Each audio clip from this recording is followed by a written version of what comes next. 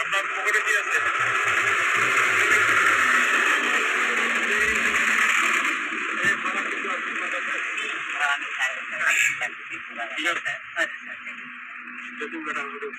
এটা কি এটা নামক মানে কি গাঁজা?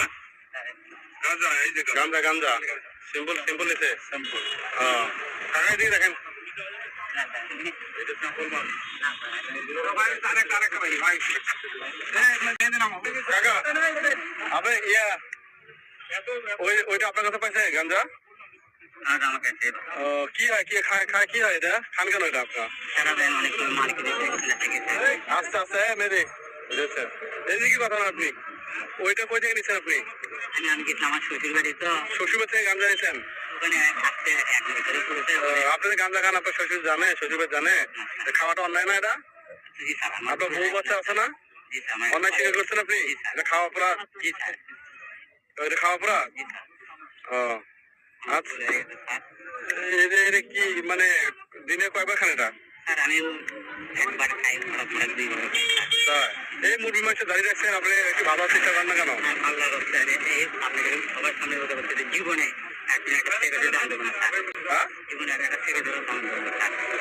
দাম দেবেন না? জীবনে আমি আমার জীবনে প্রথম এটা জীবনে আমার আপনি কেন এটা খান? এটা কেন খান? কান দেওয়া যাবে না, এটা খাওয়া বাদ দিবেন ঠিক আছে? গাঞ্জা আছে একটু ব্যাগটা খুলে একটু দেখান, ও যে ইয়ে করেন এটা এটা দেখেন একটু বের করেন তো কতটুকু আছে একটু বলতে পারবেন? দেখেন ব্যাগটা দেখেন আরেকটু আরেকটু হ্যাঁ হ্যাঁ হ্যাঁ এই যে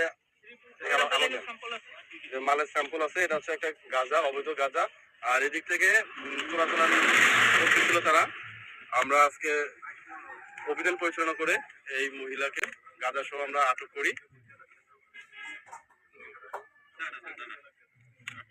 আমাদের গাঁজার সিম্পল দেখানো হচ্ছে।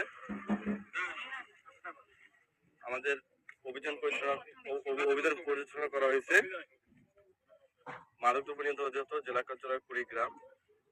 আমাদের সঙ্গে আছে জনাব মুকসুদ আলী সরকার। ব্যাগটা আপনার কাছে রাখেন। আমাদের সাথে ভাই আপনি দেখছেন ওনার ব্যাগে গাঁজা গাঁজা আছে না ভাইয়া? দেখছেন আপনি? আপনার এটা অটো? আমরা যে আপনার ওই মহিলাকে তল্লাশি করে আমরা গাঁজা পাইছি, আপনি দেখছেন? দেখছেন?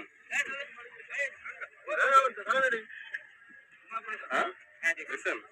আর কই থেকে উঠছে ওনারা? ওই নাগেশ্বর থেকে উঠছে। আচ্ছা আচ্ছা।